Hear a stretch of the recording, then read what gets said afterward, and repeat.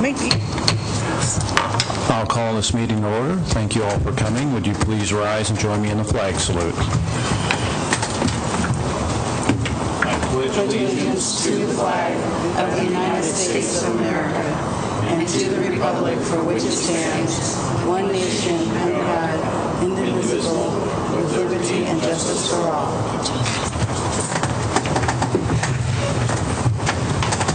So, for the record, Mr. Coleman is out. Is Mark coming in later? I know he was here.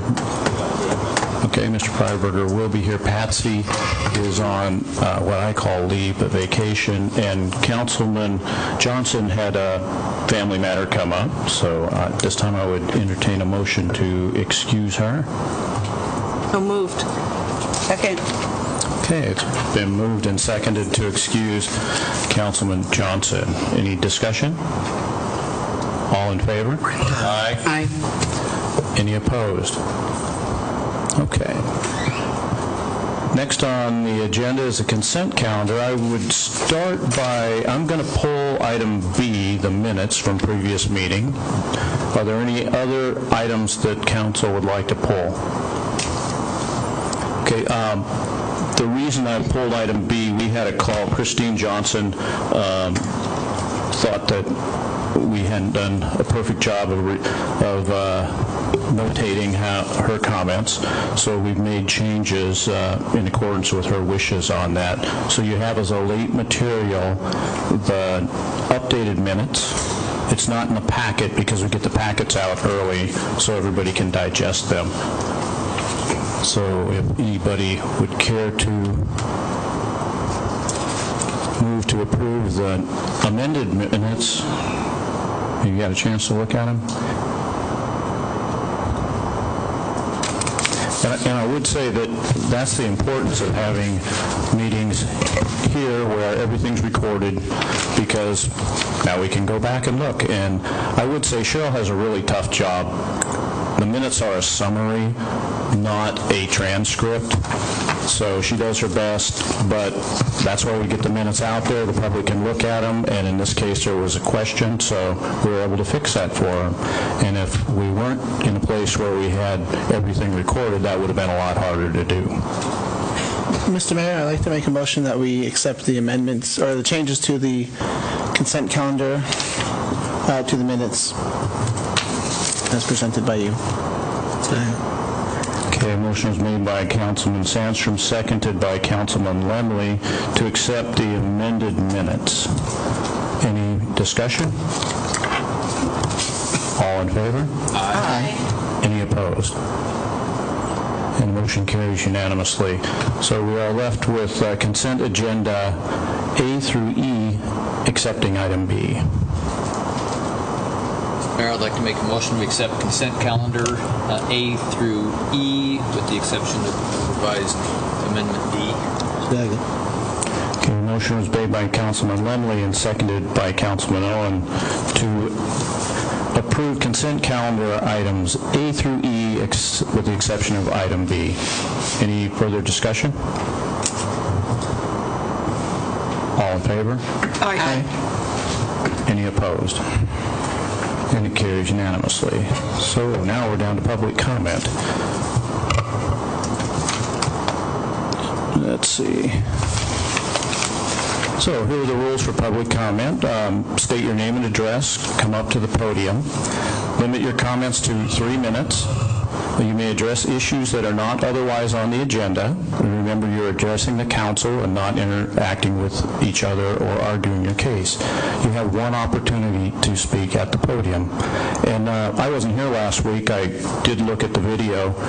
I want to add right now that there were a lot of allegations made that were pretty serious, and there wasn't a lot of detail in those things that would give me, actionable process to go forward. it's very helpful if you have specifics. This is the place to say it. This person at this time did this and it had that effect, because vagaries are hard to track down. And I know I am very interested in knowing if things like were alleged. I think there was allegations that people have been picked out after they've disagreed with policies and or picked on or disparaged or threatened. If those things are true, that's a very, very serious charge. So I know the council wouldn't tolerate that. I won't tolerate it. As a result of what I heard, I called the state auditor's office this morning and said, we may have a problem here. I don't know if it's a perceived problem or a real problem, but when you come down and inspect us in September, put some attention on it, because if we have those things really going on, it should be corrected. So they said yes, they're going to do that for me. So who's my first taker for public comment? Yes, sir. I need you to speak at the podium so it can be recorded, sir.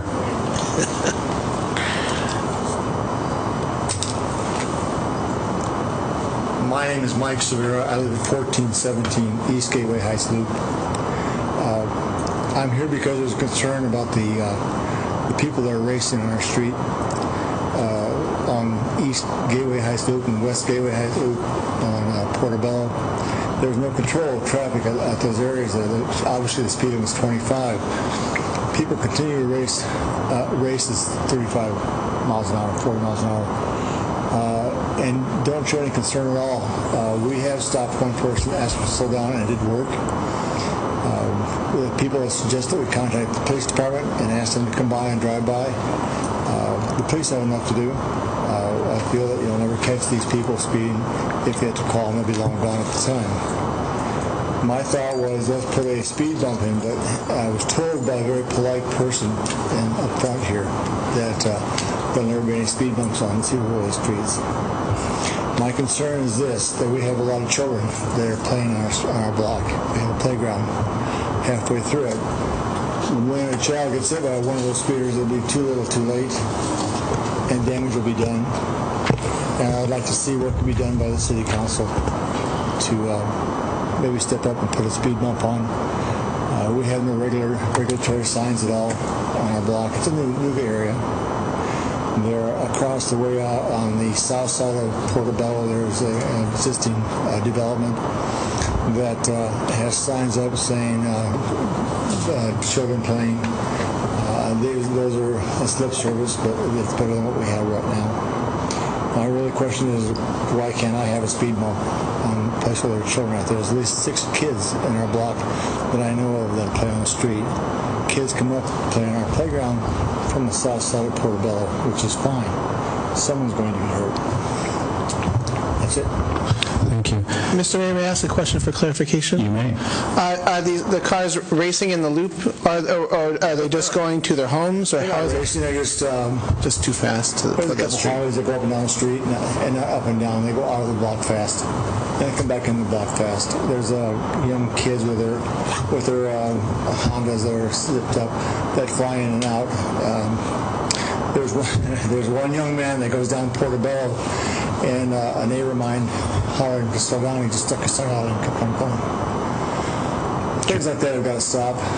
On my corner where I live at on Portobello and Gateway Heights, there's a young family living there with 3 kids, all under the age of 7. Is your question answered, Brett? Yeah, thank you. I appreciate it. Thank you. Okay, good. Chief, do you think we could maybe see about getting a radar card up there? I've got a couple of ideas here. We're actually going to have our crime watchers out with the radar guns, and I was going to ask for input tonight to get places to put them, so we can do some radar surveys, see where we can add the radar cart and the put our crime watchers out there. Okay, thank you. Next speaker, please.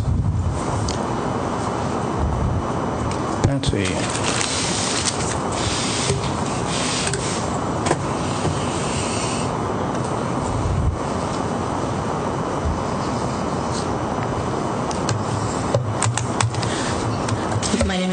Patsy Burke, Burke. I live at 286 Klinger Street in Sedro-Woolley, and I just had 2 or 3 little comments to make. Some of the stuff I talked about before, and anyway, and I know you guys work hard and you do a great job. Fire department, police department, city hall, they're great. So this is constructive something, advice or help or something. Anyway, like the gentleman was saying, some of it's concerning the traffic, people that don't obey the speed limits, or they're driving too fast for conditions, even if the speed says such and such. And I live on Klinger Street, and right there it's I'm about 6 houses in from F&S Grade Road and Klinger, and this has been going on for years, and the police stop as many people as they can, and I've seen them out there picking them off and on F&S. First of all, they go way too fast on F&S. They leave town here, they pick up speed. I think it's 25 miles an hour from Highway 20 to the intersection of Klinger and F&S, and then they go shooting down the road when they can get away with it at 60, 70, 80 miles an hour when there's no police around. I mean, they look around and see if there's anybody watching, and someone's going to get hurt or killed or run into a ditch, the usual problem. And then we have children right around there too, and a year or two ago I did ask for a stop sign to be put in four-way, but I think there was a problem with it. I don't know if somebody told me, or maybe I dreamt this up, that it might slow down the emergency people, but I'm sure they will blow through the intersections. If it's clean and clear and it's 3 a.m., they're not going to have to stop to keep going, I'm sure, to an emergency. That's one thing. It's a very open intersection, so you can see around real good, and they slow down anyway with their lights and sirens going. And the police, the same thing. They're real safe drivers. Okay, but so the city council at that time, the other mayor, I asked him to put in at least a sign that says cross traffic does not stop, and they did, but they only put it on one side of the road. They put it on my side of the road, says cross traffic does not stop, because I worried about the children out there. We used to have a school bus stop out there, but that's changed, I think, because of the safety issue. You have about 30 seconds, Patsy. Oh, jeez. Okay, I'll just write you a letter then. Anyway, and then the other problem is speeding everywhere, but last night, I haven't got around to write a report yet for the police department or to call them, but we have a construction site right there at Lou's Place, which is a cul-de-sac next to Klinger Street, which is a little square pie piece of stuff, and they're going to build in 3 houses there, and that's fine, but I think they need to put a fence, a temporary construction fence around there, because last night I saw 2 different cars coming there with a full load of boys, young men. They were either stopping there for a drug deal, the 2 cars, or they were coming there to steal that equipment. They got hundreds of thousands of dollars worth of equipment out there, and if they hadn't seen me walk out of my house to go check on my mailbox at 11 o'clock at night, I think they were going to steal that equipment. So I'm going to notify the construction company tomorrow. But if I hadn't been out there, I think they would have stolen some, or they were doing a drug deal. Because one guy came in there, stopped. He knew it was a dead-end road. He doesn't live here, and I couldn't get his license plate. And the other guy came to meet up with him, and then they both left when they saw me. Okay? Thank you. So if we could get the, if there's a neighborhood watch program or something going, that would be great. Thank you. Thank you very much. Thank you. Anybody else?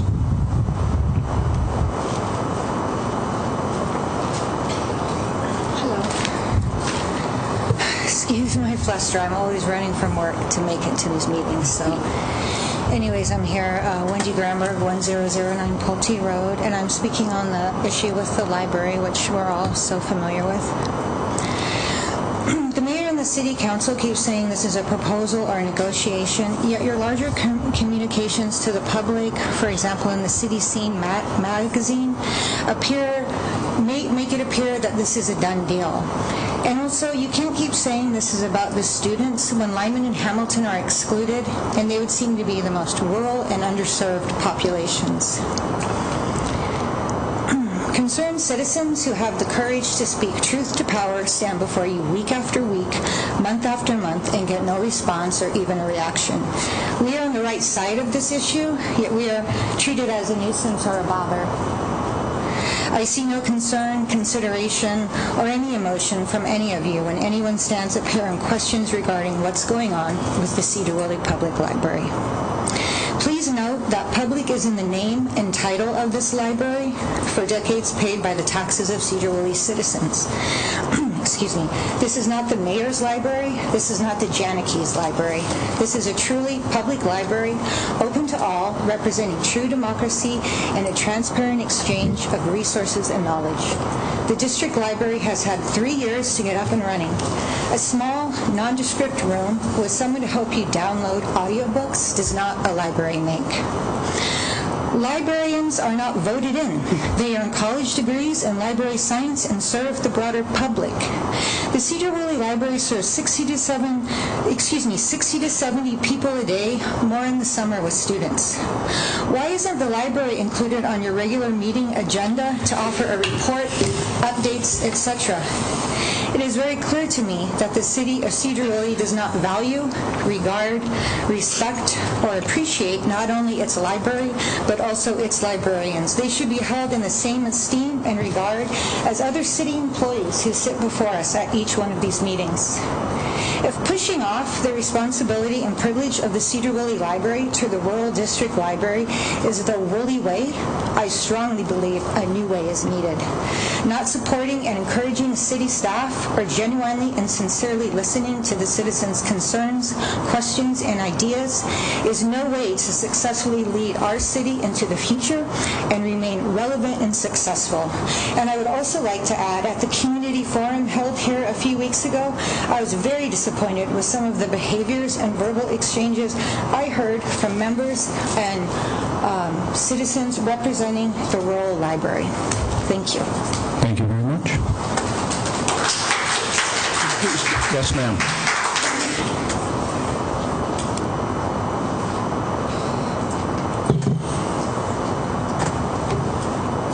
Okay, here I come here talking about Sedro. Please state your name and address, please. Okay, my name's Nicole, and my address is 627 Ball Street. Okay, I come here and talk about library. The new library, do we need it or want it? If we need it, we build it. If we want it, we have to come down with the price. And then, like, I know that people, like, live outside Sedro-Woolley, they have to pay $40 for annual library card. So $40 was it with cell phone, beers, cigarette. Which one more? Cost more. DirecTV, Comcast. And then, I know that I saw the newspaper, like booklet, they said, they want to buy the new library, just like Andrew Cannery Library. But he was a billionaire right now. He has tons of money. But we are just regular citizens. We don't have that kind of money. But if we are so keen to build the new library, so why be, like majority of people, why don't they mortgage their house? Borrow second mortgage effort for the new library and due for it, because we cannot. And everyone ask yourself, would you buy the house, pay for the no mortgage, and cost them, here, you use it. If every raise your hand and agree with that, this, I won't say anything. What? That's it. What I say. Thank you. Thank you very much. Anybody else? Corianne? Ed?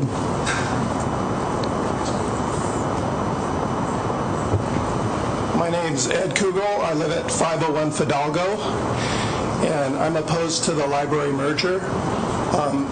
The first thing is, if we have this merger, we're going to double the library's population. So right away, you're going to make our library overcrowded, and we won't be relieved till this new library is built. And the second problem I have with the merger is ownership. Now, I don't know about you, but I'm a proud homeowner. I moved to Sedro-Woolley, I bought an old church, and I remodeled it into a house. And now after investing for 20 years, I'm proud of my house. And that's what I think we have here in Sedro-Woolley. We have a library that we've invested in for 100 years. And it started out humble, but now we have a collection of 60,000 books. That's something we should be really proud of. And it's also a tradition we have. I think we should be proud of the tradition we have of having an independent library here. We're a big city like Burlington or Anacortes or Mount Vernon that have their libraries. We're not a little city like Big Lake or Lyman that don't have any. So to me, we're kind of taking a step down to join them when I can see why they'd want to join us, because they can use our library temporarily until they can build their libraries. But to me, this is kind of like a bad marriage. You know, it's convenient right now, but I worry in the future when they have their libraries built, if they really are going to be interested in our library anymore. And with our representation on the library board of 4-1 or 4-2, I think we're going to be underrepresented, and the interests of Sedro-Woolley might not get addressed like they should. And also, I don't know why you'd want to get on a library board like that. I mean, they're going to be fighting over which city they want to build their library in first. We need to concentrate on our own library. And finally, I just think the mayor's idea of putting a library downtown is a bad idea. Our library should be as kid-friendly as possible. You want it, where they can walk or ride their bike to the library. If it's put downtown, they'll have to ride their bikes through the traffic downtown. And if they're walking, they're going to have to walk past the bars to get to the library. I think where it's now is much better. It's by a library, by the senior citizens building. It's very kid-friendly. And also, if you go with the mayor's plan, we're going to have to buy a piece of property that's going to be expensive. And you're probably going to have to remodel a building. You got about 30 seconds in. Unless you got a historic building, a remodel doesn't make any sense. We want to do new construction. The library building now has room behind it where you could do a new wing on it. It'd be all new construction. The only remodel would be where you attach the building. You get much better value for your dollar. We can do this ourselves. We have the bonding authority. They don't. Money's cheap now. Bonds are cheap. We should just borrow the money and do it ourselves. Thank you. Thank you. Anybody else? Corianne.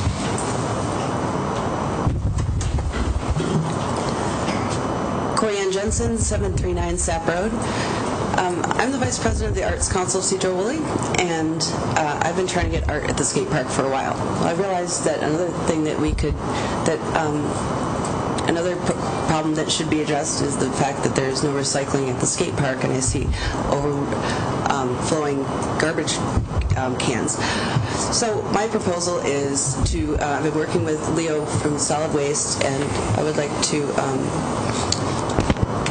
address the fact and have the kids refurbish a dumpster for the city and keep it there at the skate park for them to use, to encourage recycling and to give them some pride in their community. I propose that we do it during the skate competition, which is September 10th, and maybe include the police department to have some positive community interaction with the teens and the young people in our town and the police. So I'm in the process of helping all that happen, and I can give you another update next council meeting. Thank you. Thank you. Anybody else? Dennis?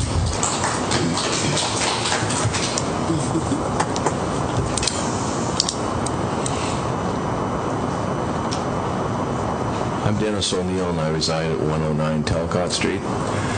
And I guess my comments tonight aren't directed to the City Council, because I know a lot of you are very good people, and I know some are pretty disgusted and probably won't run for City Council again because of the waste. This is a terrible waste of time. What's been going on since the election, which is 8 months. It could have been resolved really easy The mayor says they've been talking about this for 3 years.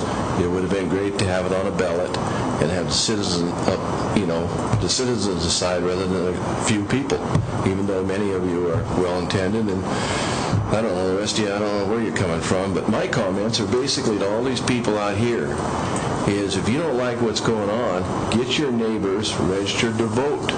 Call them up and talk to them and get them out and find out if they're registered to vote. That's how we change the people that don't seem to want to listen and don't seem to want to hear us. That's how we get it done. We come every week or every 2 weeks or whatever it is and talk, and it doesn't go anywhere.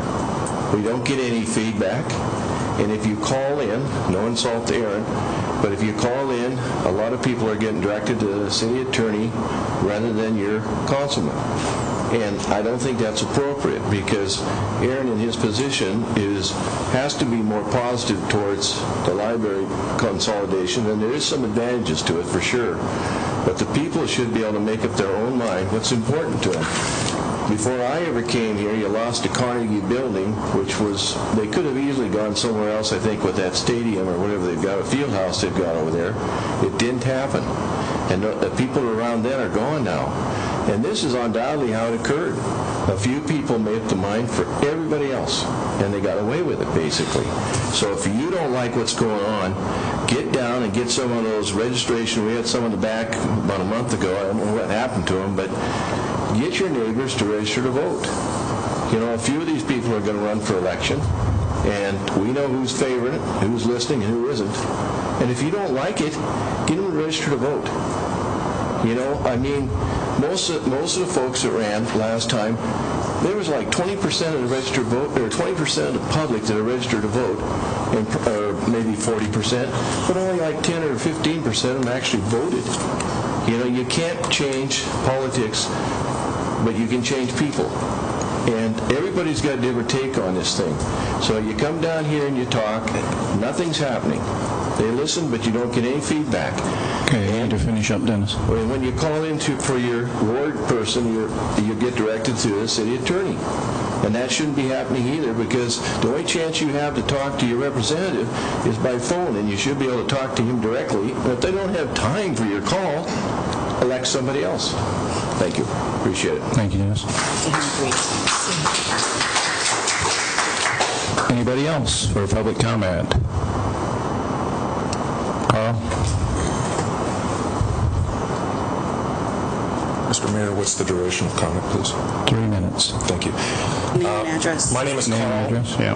Hi. It's Carl DeYoung, 1030 Warner Street. I'll spell my name since it's ethnic. It's Carl with a K, D-E-J-O-N-G. And I wanted to thank the council, our mayor, our esteemed leaders of public safety in our departments. I am a counterbalance to some of the previous testimony you've heard. I have had nothing but great interactions when seeking information about the library.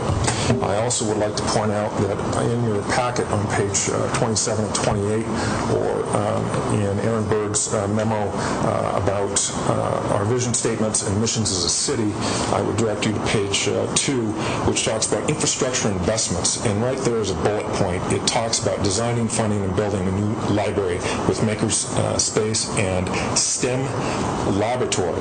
That sounds fantastic. I'd like to thank the mayor for his leadership in finding a resolution to a stagnant problem and getting things going. I've had clear discussions with Aaron Berg on where I can find more information, and as I understand it, it was a council member's idea to come up with this frequently asked questions, which I found very informative. What I find is a lot of people agitating. Well, I wouldn't say a lot of people. I would find people that are agitating come to these meetings who are available to do this, whereas a lot of people are interested in what's happening with their kids, what's for dinner, what is it that we need to do as a family. Well, I'm here to be that counterbalance to let you know that We're in Sedro-Woolley for the quality of life, and we have a jewel in our cultural system known as the library. We're not getting rid of a library. In fact, if we don't do something, we are going to lose an opportunity for further technology, for further books, to expand our reach. And I would just like to end with this, is that we are stronger together. It is something that together we can do this if we trust each other and remember that this is a representative democracy and we trust you to do that job. And I'm going to leave you with something. My aunt was an ASL translator, and I would all like you to put your fingers together. This is the symbol for the United States of America, right here. And that's what we're doing here in Sedro-Woolley. We're coming together to make a jewel of a library. Thank you. Thank you. Helgi. Good evening, Mayor. Good evening. Well, this time I'm not really going to speak that much about the library thing. And I live at 928 Beach Clear Road. No, on the other hand, I want to give you credit. Credit for that we actually can stand up and speak like this in public to the city council. I have many friends and former students back in the old country from which I just returned who are elected officials as well, and they expressed surprise that we actually have this opportunity to stand and speak to you. Now, I could maybe wish that we could actually feel like we get a better response. But that's another thing. Their city council meetings often goes on from 5 to 10. And I know all of us, we want to get away before 9 if we can, and we start at 7. But as Mr. Sandström, Congressman Sandström, Congressman, not yet, right? That's a big step, right? But anyway, maybe if we can get this through. Councilman Sandström and I discussed something last time after the previous meeting, something that would be on my wishing list. That would be that maybe every quarter, or once a quarter, that we could have something like a town hall meeting. We can meet you officials and the public, and we can discuss that. We don't have to be, let's say, stuck to the Robert's rules of, the meeting rules. That really would be something really good. Don't you agree? I agree. Yeah. Wholeheartedly. A town hall meeting would be really nice, once a quarter or so, or whenever we can agree on it. That's all I want to say. I give you big credit for that we actually have to stand and speak like this. And something, I'll just finish off with. A previous speaker here now tonight mentioned something about we have a number of directors sitting at that panel. Why don't we have the library director also sitting at that panel, maybe giving a report twice a month? Thank you so much. Thank you.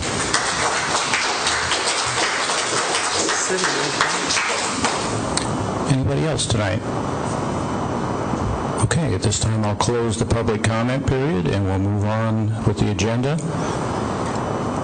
Unfinished business, item 5, City Council critical goals and objectives. This is a second reading and it starts on page 26 and goes through 29. Is that you, Aaron? So the changes that were requested at the last meeting are in track change format beginning on page 27 of the packet. I'll run through them quickly. The renaming of the Northern State property to the Swift Center. Under promoting economic development, the 5th bullet down, it used to say market our city, clarified that was market Sedro-Woolley to new businesses. And then a new bullet is added, 7 down, improve signage welcoming visitors and directing visitors to downtown, including signage on the trestle, roundabout signage at SR9 Jameson and at Cook Road, Morrow Street, SR9 North, Moore Street westbound in the vicinity of downtown. Under infrastructure, second bullet, encourage repair, maintenance, and revitalization of downtown buildings. I deleted 2 projects, although, as you'll hear coming up, possibly the 4th bullet, well, the 4th bullet should remain, fund and constructs the Cascade Trail West Extension projects. That's, you'll hear shortly, will not be built this year. A new bullet, the last one on that list, is beautify roundabouts. Under service productivity and innovation, we've got to improve staffing in the Parks Department and develop a community cleanup day in the parks. Under innovative recreational development, 6th bullet down, revitalize Memorial Park consistent with the city's Recreation and Conservation Office application, and modified the bullet beneath that to prepare for a new park or major park expansion for funding through RCO in 2018. And now that we've had a taste of how that cycle works, I think it would be a shame for us not to be prepared to ask for money every 2 years. We certainly have as much need as any other community, if not more. So this is on your item tonight for action. We'd like to get it to the directors so they can bounce any budget proposals off of this vision and with these goals in mind. Of course, any goals or changes you'd like to make, now's the time. Aaron, I think because there is a change to the trail, we should discuss that now so the council understands what's going on. Okay. Because it's very late breaking news and kind of disappointing. But so, Mark, do you want to pass out the bid tab, or Mark and David opened bids here on Monday for this project, and the bid tab is being circulated. I think we had, 5 bidders, Mark? 5 bidders. 5 bidders. Bid range was not bad. The low bidder was Bianchi Construction. Unfortunately, we were notified yesterday that they were not responsive as a result of a paperwork issue. They appealed to the Office of Minority, Women's, and Business-Owned Enterprises today, and we're told no can do. It's a rather unfortunate situation. Because this is a federal aid project, we have a target of a minimum of 12% of the work has to be run through a minority or women business enterprise. Bianchi Construction is 100% minority women business enterprise, but their form didn't appropriately reflect that. So the low bidder happened to be 100%. They're being rejected because the form didn't demonstrate that they're that. They didn't meet the 12%. So it's an unfortunate situation. So they're out. The next bidder is significantly higher, $200,000 more. So I'll let Mark jump in with his recommendation for how we address this project moving forward. So Aaron's explained this pretty well. The apparent low bidder at the bid time was slightly over our engineer's estimate. And as you may remember, when we elected to go forward with this project a few months ago to apply for the construction phase obligation from the feds, we were pretty tight. We've got a significant amount of funds in this project already, about 300 and some thousand, and that was stretching us with our available road funds. The rejection of Bianchi's bid due to their failure to meet the DBE requirements puts us in the category of $200,000 above our engineer's estimate and our budget, and we simply don't have the funds to award it. So I've been in conversation with DOT several times over the course of the last 2 days. This does not jeopardize our funding if we reject this bid and plan to rebid. The timing is unfortunate due to circumstances that basically have been revolving out how busy we've been there. We didn't get this out to bid earlier. We don't have time to rebid this and get it built this year. We just don't. We had 40 working days to do this. That would have put us finishing this work the end of October with a contract awarded tonight. Even though DOT has offered to allow us to rebid with a 2-week schedule, that doesn't help us. We just don't have the time. So what we're going to do is reject the bids, repackage the bid documents, and bid it again this winter for 2017 construction, and hope for better bids. This was a bit of a gamble just because it's so late in the year to bid a project. We did have good response and we did have a good bid, but unfortunately they didn't meet the paperwork requirements for DBE. This is interesting to me. I had some concerns when I saw their bid that they didn't fill it out the way that I would have been used to. they had assured us that they've done this before with federal projects, and actually our preliminary indication from the local DOT office was that the bid was responsive. That was changed when it got to Olympia, so that was appealed today and turned down, so it can't be changed at this point. That's where we're at. So really, the only action, and Aaron, do you think we need a motion to reject the bids? Yeah, I think it would be appropriate for a council member to make a motion to reject all of the bids for the Cascade Trail project. I make a motion to reject all of the bids for the Cascade Trail project. I'll second. Okay, motion was made by Councilman Kinzer, seconded by Councilman Dunley to reject all the bids for the Cascade Trail project. Any further discussion?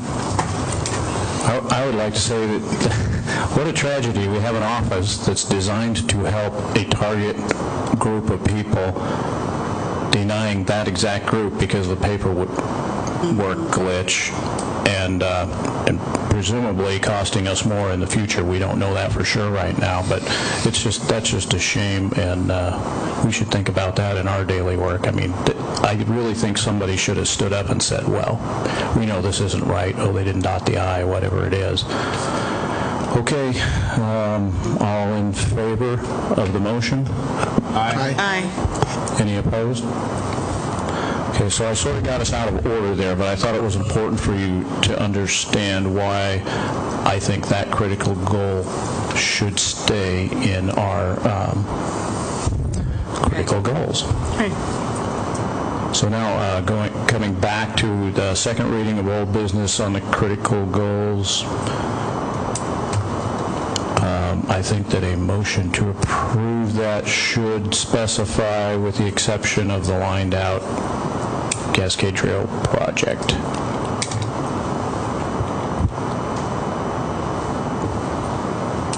It's on page.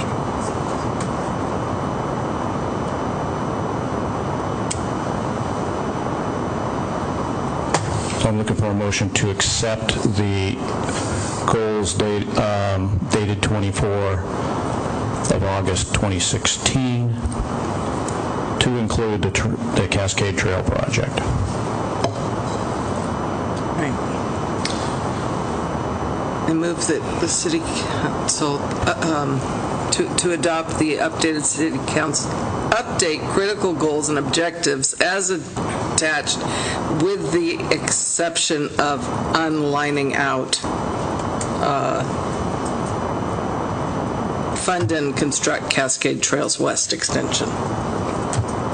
Second. Okay, motion was made by Councilman Dunley and seconded by Councilman Kinzer to accept the critical goals, objectives, with the exception of removing the line out of funding the Cascade Trail extension. Is that clear enough? I'll know what to do with it before I print it. All in favor? Aye. Any opposed? Okay. We get back on the agenda here.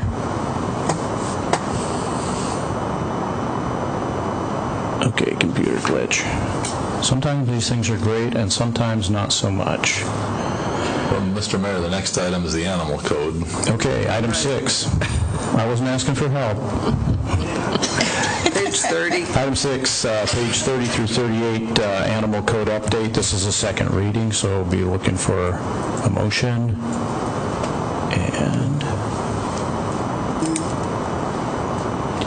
53. What's the ordinance number? Mr. Mayor, I'd like to make a motion to adopt ordinance 1853-16, an ordinance updating the city's animal code. Okay, motion was made by Councilman Sandstrom and seconded by Councilman Owen to adopt ordinance 1853 tax 16, updating the animal code. Any further discussion? I would like to say that Laura's not here, but she did a lot of work on this to bring us more into compliance with state law. So, Chief, if you could pass on our thanks to her for doing all the hard work on this.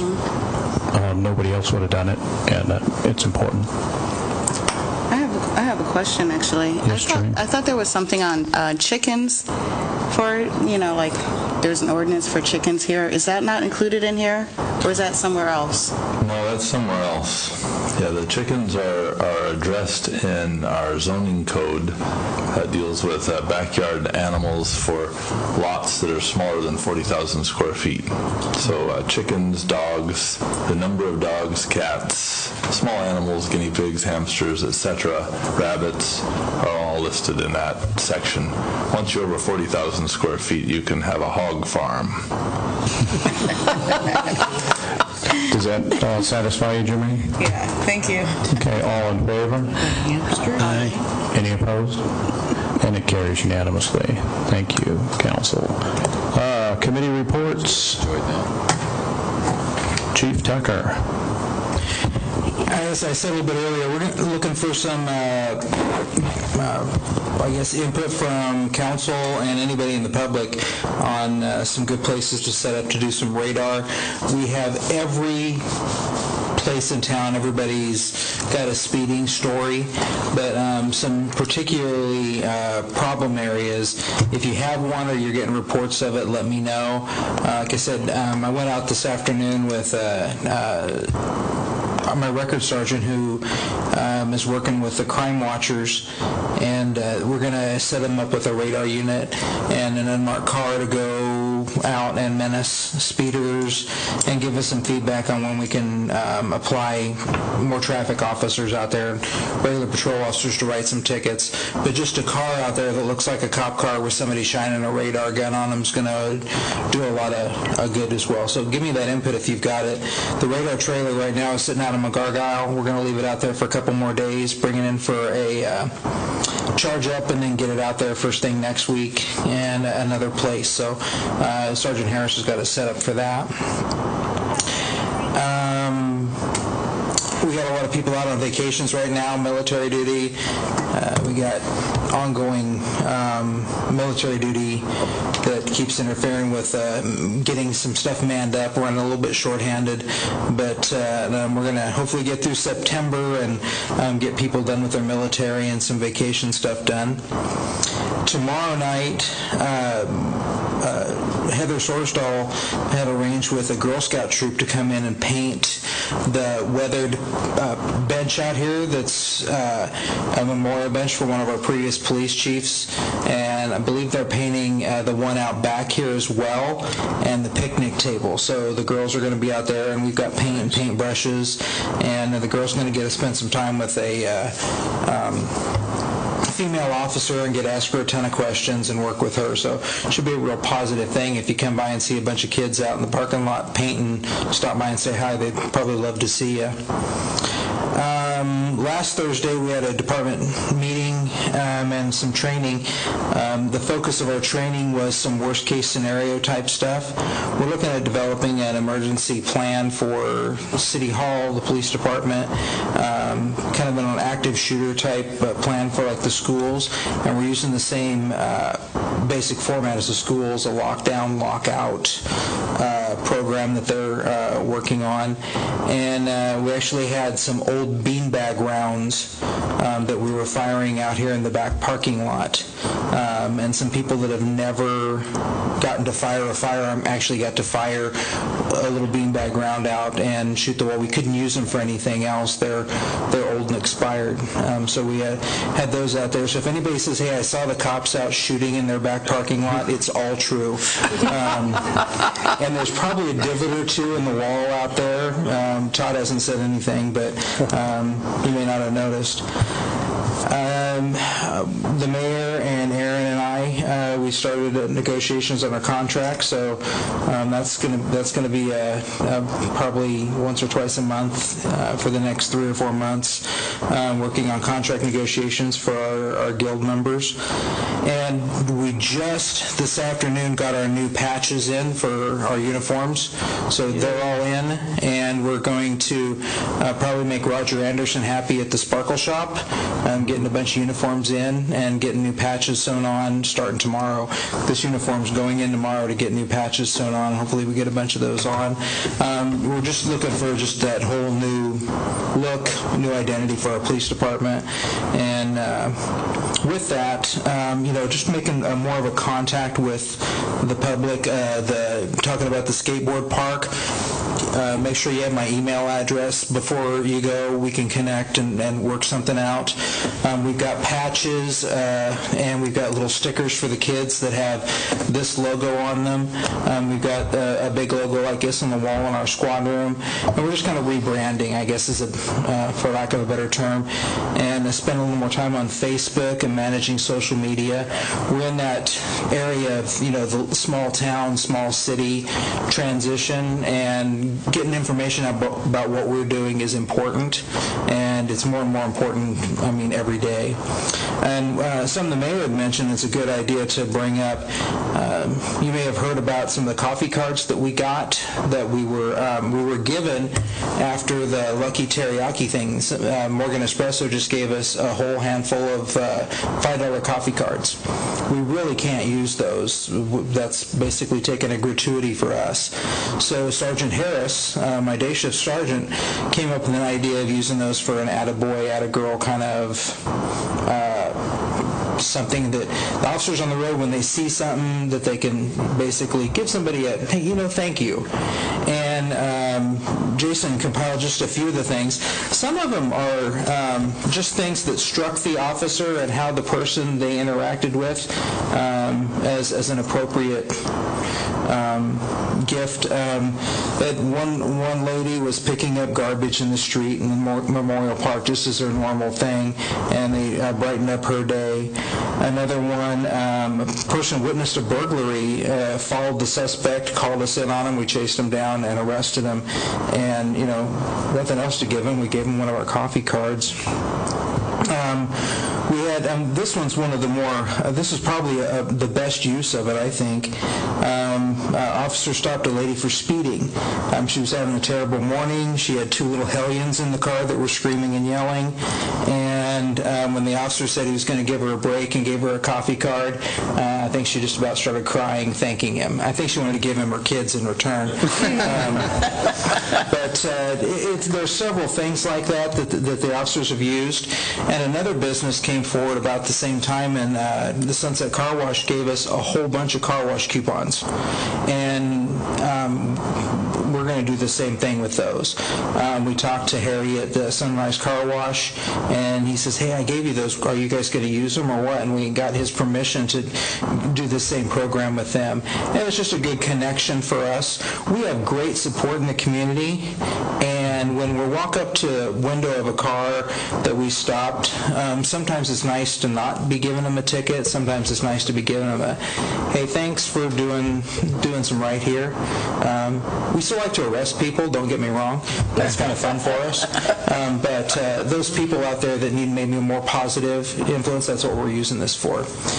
And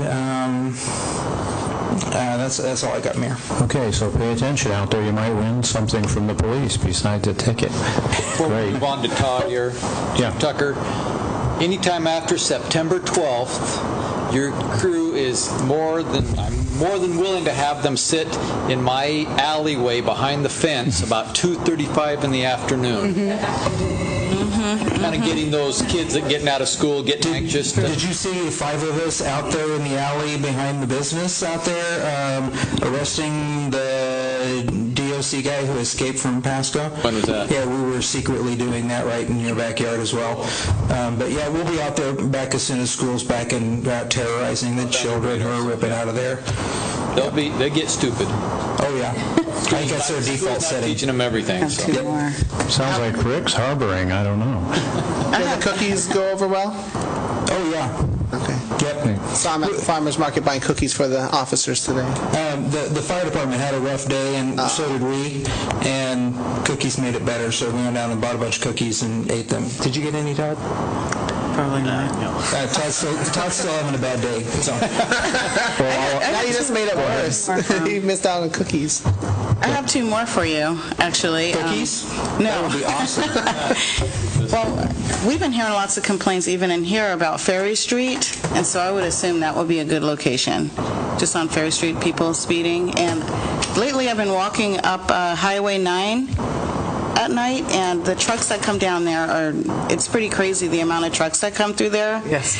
But what I've noticed a lot while I'm walking is that they're really flying down that hill, and they're obviously probably overweight because that's why they're coming that way. But I mean, they're doing like 60, 70. I couldn't even imagine if a car had pulled out. There was just no way they could stop. I'm even afraid just walking on the sidewalk when they're coming down. We have to get Eddie back. Yeah, we got to. Dan Eddie is going to be terrorizing the trucks that are coming through town with his commercial vehicle enforcement. I cannot wait.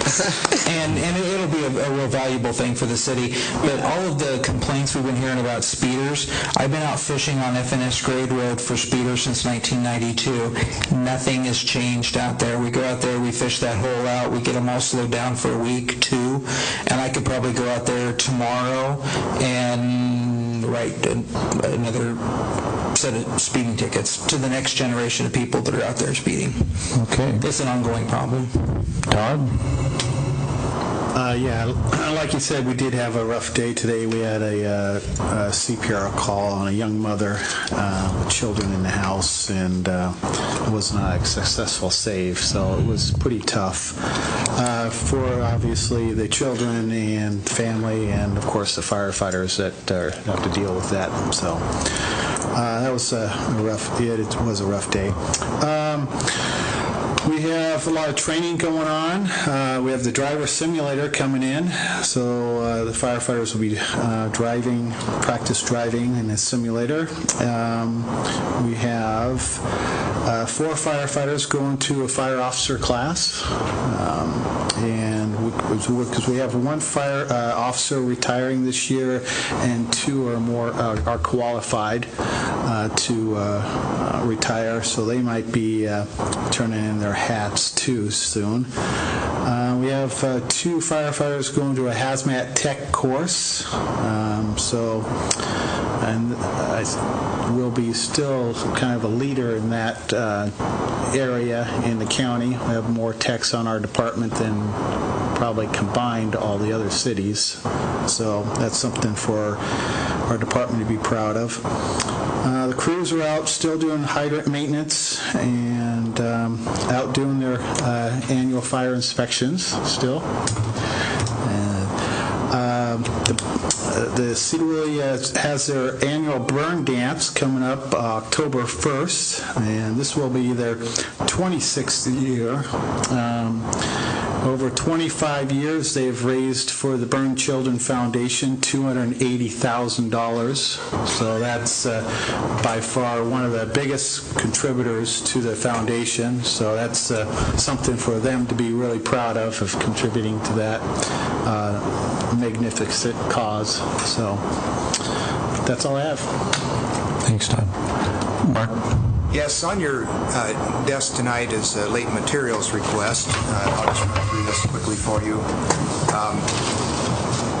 As you know, we've engaged Brown & Caldwell to perform a structural and equipment assessment, which was done last year, and then the follow-up testing work that we're doing under Phase B, which you authorized earlier this year. That's in progress. One item from the equipment assessment that we did last year that wasn't completed was the clarifier number 1 structural look that we wanted to do. There wasn't really budget in the Phase A for that because it was in operation and there was no way to take it down when the work was done. It is currently dry, and it will be for another 2 or 3 weeks. I apologize for not getting this to you sooner. We just got an estimate from Brown and Caldwell to do a sonar inspection of that tank to see if there are any voids underneath of it. The background on that, and the reason we're concerned about it, that clarifier is the original clarifier from the 70s that was damaged in the 1997 flood event. Something happened under that. The center column that has the drive motor for turning the sweep arm around actually settled and cocked and caused a failure of the unit. We did do some emergency repairs to it. We're able to straighten that and rebuild the arms to work. And it also allowed us to apply for and get FEMA money to build a new clarifier. We put the old clarifier 1 as a backup unit for a number of years. As a result, we used it in the wintertime to just provide some additional storage capacity. However, over the last 4 or 5 years, with flows and things that we're dealing with, we've found that we do need to have that unit in service during the high water parts of the year. It's not optional. It's needed to meet our treatment limits. So that's a critical piece of equipment. And as you know, the reason for this structure and equipment assessment is to look at the overall plant. Can we get another 10 years out of it? Phase A said yes in terms of the other structures.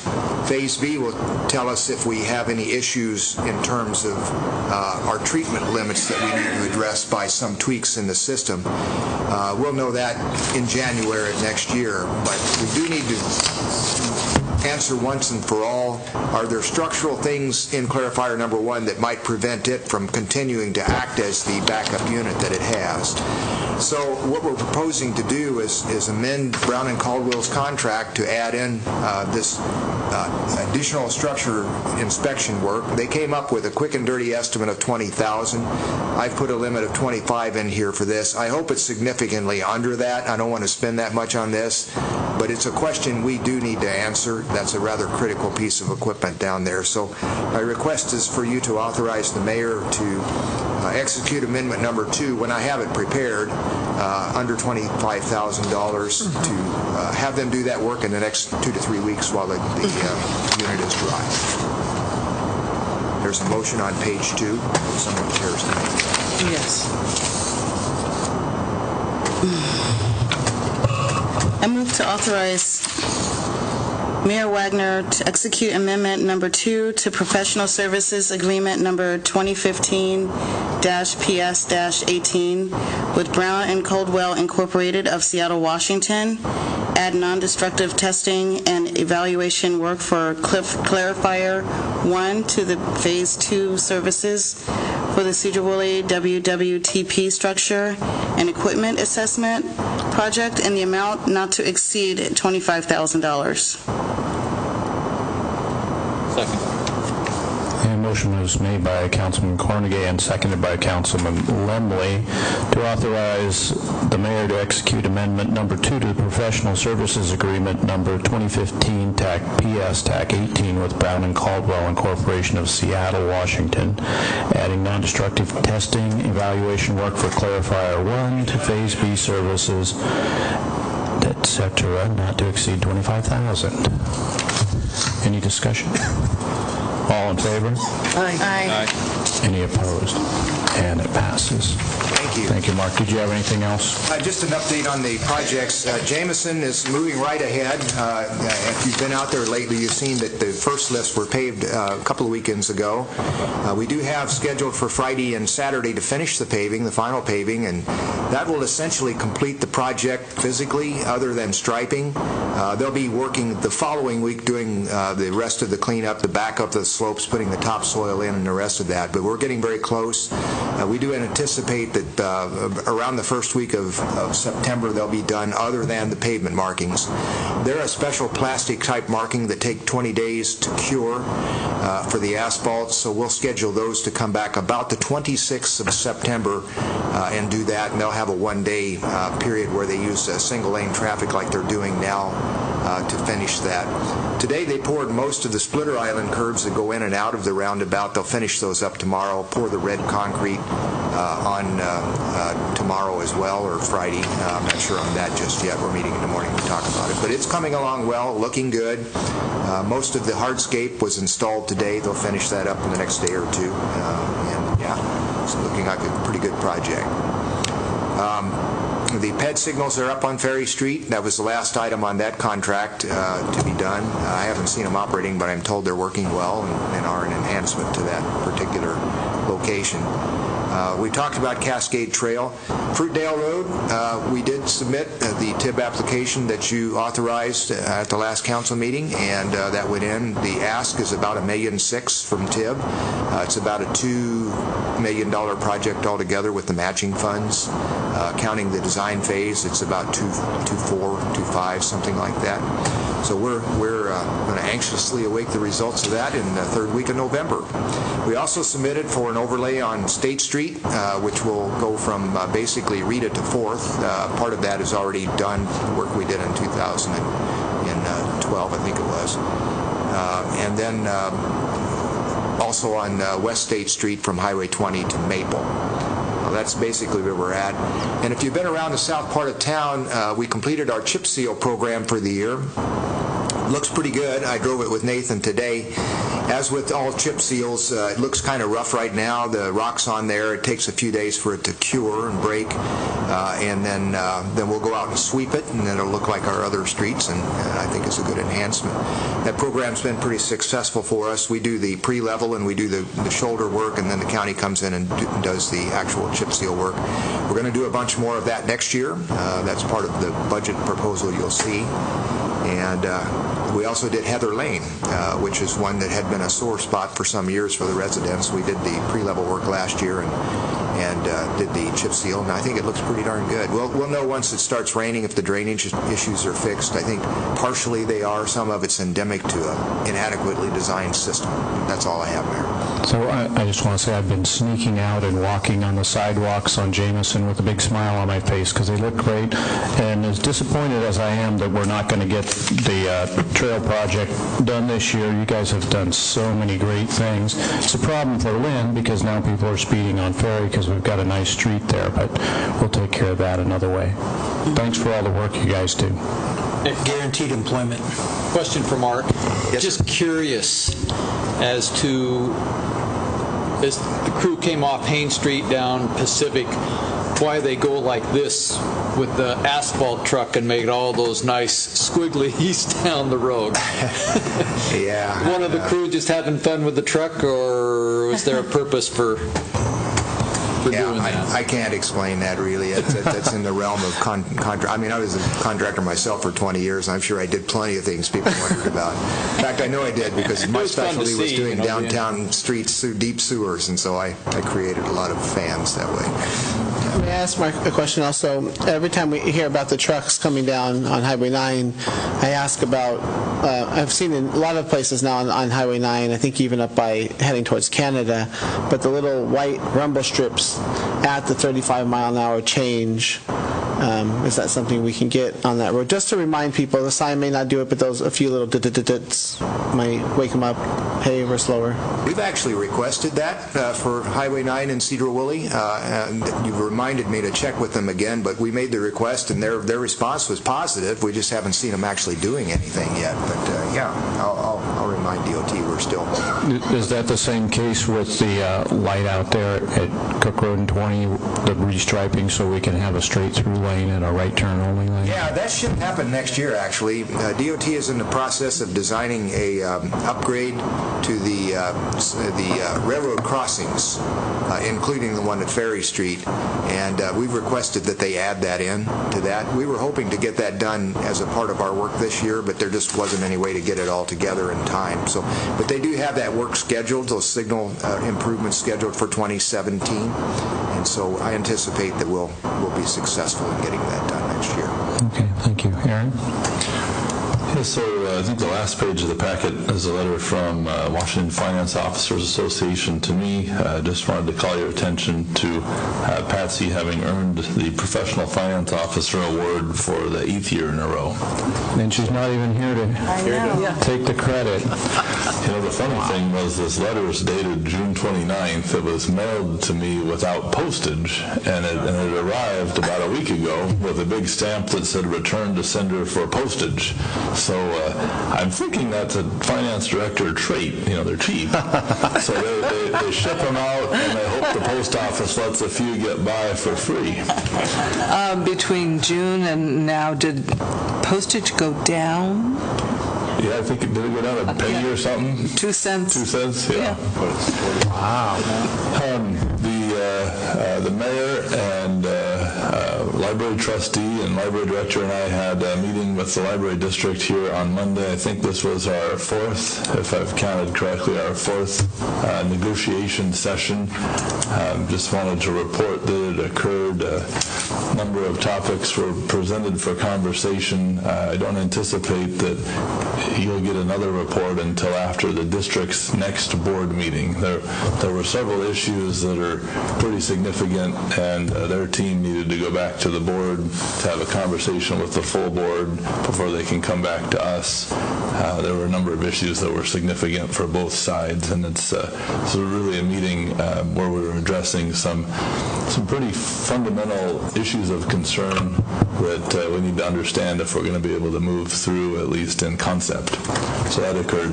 Also on the topic of the library, I heard expressed a concern that if these negotiations failed to progress, that our library would close. And I just wanted to make clear, more for the public than for all of you, obviously, that I have not heard anybody in the city government ever suggest that that's the case. Our 2017 Mayor's Balanced Budget will have a library in it, just as it has for the last 100 years, and will we continue to work towards the possibility of a partnership and the coming together and doing something jointly that's more than individually we could do separately. There is no scenario that I can imagine where the library closes, and I guess I would cast my gaze back to building budgets during the Great Recession when that sort of conversation was in fact had. You know, we looked at all of our services from everything. We looked at everything we did. And we spent a full day going through with the city council, you know, what are cities required to do? What do they have the discretion to do? What do we do? And how else could we do these different services? So for a library, it is not a mandatory service. It's discretionary, and there are lots of ways it can be provided or not at all. Our city council, even during the darkest days of recession, never once seriously considered closing the Sedro-Woolley Library. So I guess I hope for, if any of you are talking to the people who are concerned about that, please lay that fear to rest. That is just not a realistic scenario in this city. Or if it is, these are the folks who need to jump up and say, "Whoa, no, this is what we're thinking." But I've heard nobody say that. So that's all I've got. Okay, Judith. I don't have anything except that next Monday is our final meeting of the. Is it the second to last? Oh, darn. Okay, I'm stand corrected, but we'll be following up on that EMS. The DMAG, the Delivery Model Advisory Group. Right. Wishful thinking. Yes. Okay, thank you. Oh, and I have a new puppy, and we built a big fence in one day. These guys did. They were great. Awesome. Bring pictures next time. I will. Jermaine. I just wanted to report on the Helping Hands. I've got a Facebook invite from Rebecca about this Sunday. They're going to be doing a work party on Sunday at 10 a.m. at the Fruitdale on Wicker Road. And that's including, of course, the food bank and the food forest. So what they're doing is putting down the is choking out the weeds. Oh boy, good luck. Another thing was the mayor and I just happened, and actually also Officer Eaton attended a sex trafficking awareness. And Heather Sourced. Oh, and Heather, yes, yes. Yesterday, I think that was yesterday. And I got this beautiful shirt. But anyway, it's a huge problem, and so I would love it if people would start maybe looking into, they have meetings and start attending that. And actually, I do have a website, which is www.skcat.org. And they're going to be doing more meetings, and they've come a long way since I first heard about them. So anyway, please check that out. That's it. Back to our issue of the council goals and beautifying the roundabouts. We got an email from a member of the public who suggested weeding as a first step. And I hope that that can really be one of the first steps, because they aren't very pretty right now. I don't know, can the offenders do that in the offender work program? Well, we have had them do some cleanup on those in the past. We're actually stretched pretty thin with that crew right now. But we do need to get the weed control done, and I'll make sure that's on the list. Typically, we keep them killed, but I noticed, as you did, that they've grown quite high at the one at Patrick Road, so we'll get that taken care of. Great, thank you. And also, something that just maybe is food for thought for a future ordinance or something possibly is piles of stuff that is showing up on people's curbs and on the sidewalks and things. Like after a garage sale, they put a pile of free stuff out there, or people putting things out for sale that sit and sit and sit. And I'm not opposed to people doing that, but maybe we should think about putting a time limit on it or something, maybe one day, or, to sell things. We have options like Craigslist and OfferUp and Facebook, and I just think it's actually ugly. A free stuff site, too. There's lots of free stuff sites. And it's just, I know it's summer, more people are having garage sales, but it's been an eyesore that I've noticed more lately, so maybe we can just think about that. Okay, that might be one of our things we can talk about at working group. Chuck?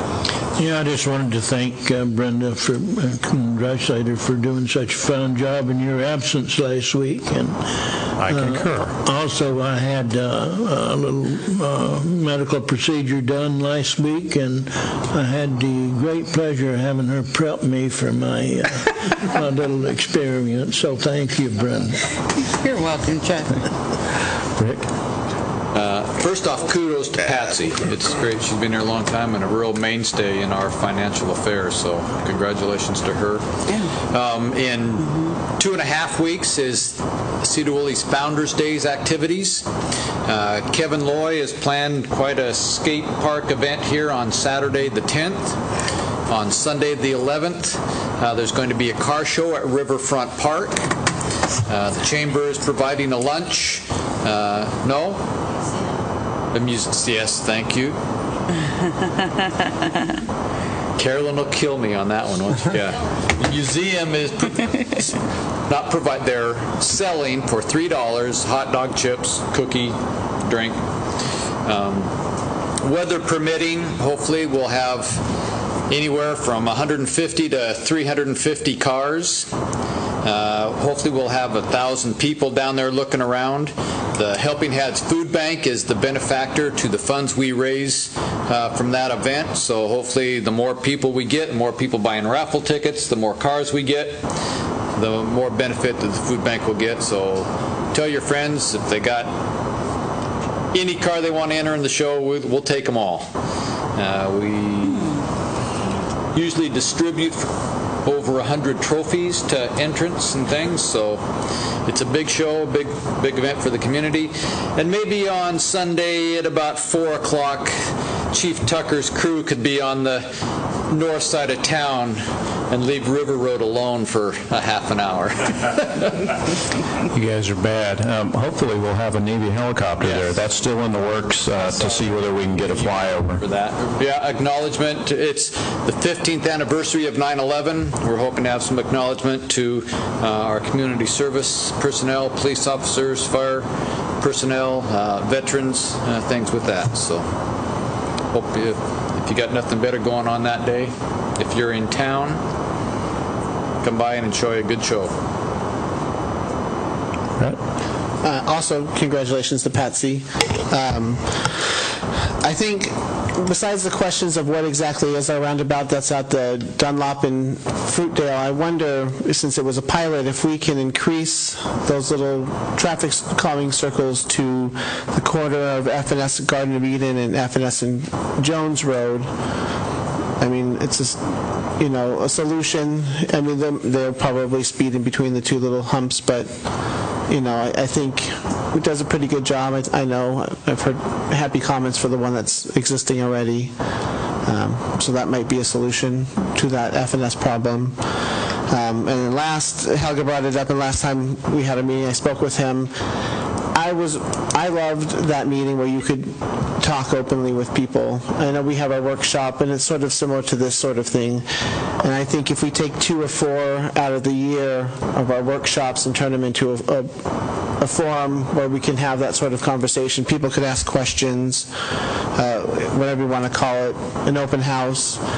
I'm interested in seeing us develop something similar to what we had the other night for the library on a more regular basis, so we can have open dialogue with our community. They can ask us questions, we can respond. Okay, thank you. So I guess it's down to me. First of all, I don't know if everybody was here earlier, but I was very serious about the idea that there's retribution out there. If anybody feels that that's the case, this council nor I will not tolerate it, and I'll get to the bottom of it. And if you think it's me, somebody should do something about that too, because that's corruption. So I was serious about that. On a lighter note, came back from the Naval Academy where I got to see my son at Parents Weekend. He was selected as the #1 plebe in his company of 36. So we thought, Sedro-Woolley's a little pond and you go to the big bad world. We're doing pretty good in the big bad world. I want to also talk about the human trafficking event that we went to. We had a prosecutor up from King County explain just how vast this problem is, and we're in the corridor of it, that I-5 corridor between Vancouver and Seattle. It's a big, big problem. There are things that our police department can do, and we will be doing some things. I'm not going to say what they are because not everybody needs to know the plan, especially not the bad guys. But it was certainly an eye-opener, and I thank you all for coming. Motion to adjourn? So moved.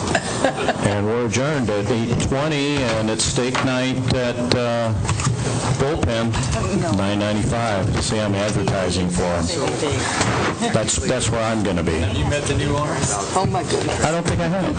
I've met him all. Well, that's good. Yeah.